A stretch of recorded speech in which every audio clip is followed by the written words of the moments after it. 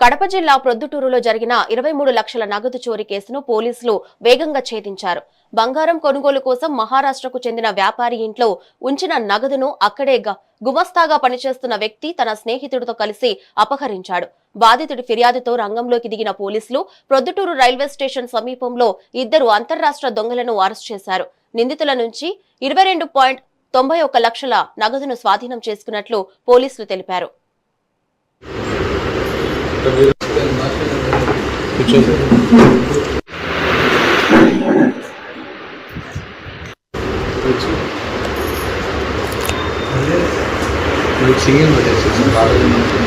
Single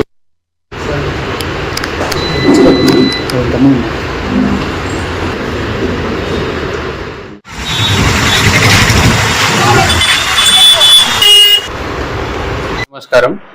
so మనకు 12th June మనకు ఒక కంప్లైంట్ వచ్చింది 3 టౌన్ పోలీస్ స్టేషన్ లో. Approximately 23 lakhs exactly 23 lakhs amount దొంగతనం జరిగింది అని. Complainant was Aniket Babur.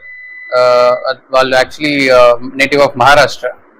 So మనం ఇంటర్గేట్ చేసాము. ఇన్వెస్టిగేషన్ చేసినదిలో అనికేత్ కు 2 అసోసియేట్స్ ఉన్నారు, చంద్రశేఖర్ అండ్ మిలింద్ చంద్రశేఖర్ అండ్ ప్రథమేష్ కోహ్లీ.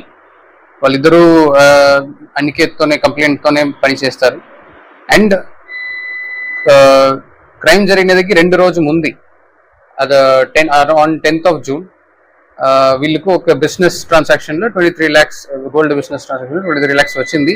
అది వీళ్ళు రెసిడెన్స్ లోనే స్టోర్ చేసుకున్నారు అనేది ఇద్దరికి తెలిసిన తర్వాత వాళ్ళు ఒక ఆపర్చునిటీ కోసం వెయిట్ చేశారు.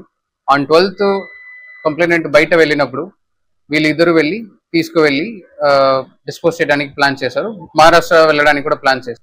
బట్ మనం అప్పుడు ఫస్ట్ ఇనిషియల్లీ మనకు డౌట్స్ వచ్చినప్పుడు వీళ్ళు ఇద్దరు అబ్స్కాండింగ్ గా ఉన్నారు.